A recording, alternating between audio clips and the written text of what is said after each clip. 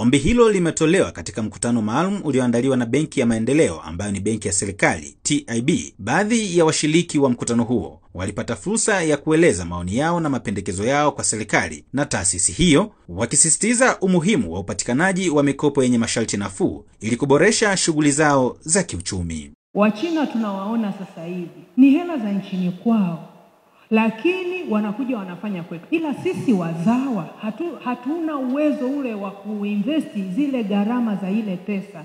Tanzania Investment Bank tuwe partner. Lile wazo tu la biashara la Mtanzania hapa ambalo amelileta kule shambani halifanyiwi gharama. Ningeona sasa taasisi kutoka makao makuu waje kufanya utafiti kwa mchimbaji mdogo. Sasa hivi tunasilimia zaidi ya kwa wachimbaji wadogo, lakini kwa mitaji yetu mfukoni na kwa shadamu. Sasa tutaendelea kutumia hiyo na hii taasisi hii iko kwa maendeleo ya nani? Nilikuwa na wazo kwamba tunatakiwa sasa mrudi, msibaki huku juu mkakaa tu mezani na mkao mnawaza tu kwamba tuje tupewe hizi elimu.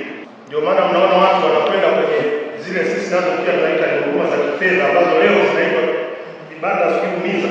Kwa upande wake, mwenyekiti wa chemba ya wafanyabiashara, wakulima na wenye viwanda TCCIA mkoa wa Mbeya, Bwana Elkis Chinga, alieleza kuwa chemba hiyo itaendelea kuwa bega kwa bega na wafanyabiashara pamoja na wajasiriamali ili kuhakikisha wanapunguza changamoto hizo. Wafanyabiashara wanalazimika kwenda kwenye mikopo gani Manyesha? Kausha damu. Kwa hiyo mtu anaruka benki zote, anakwenda kwenye nyonya damu, anaacha kadi ya gari, anaacha chochote, ili mradi tu apate pesa kwa wakati ili aweze kuikomboa.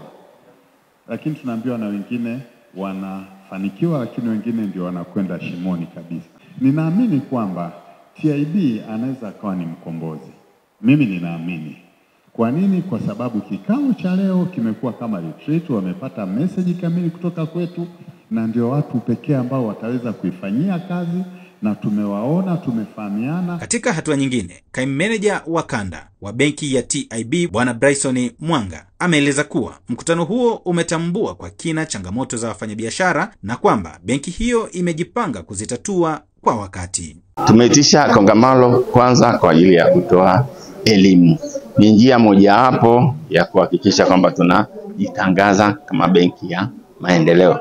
Jambo la pili ni ile kupata mrejesho wa changamoto mbalimbali ambazo wateja wetu wanakutana nazo, na ili tuweze kujadili nao, tujue kiini cha matatizo yao, na itatusaidia kuboresha shughuli zetu kwenda mbele. Nikiripoti kutoka hapa mkoani Mbeya, mimi ni Samuel Mpogole.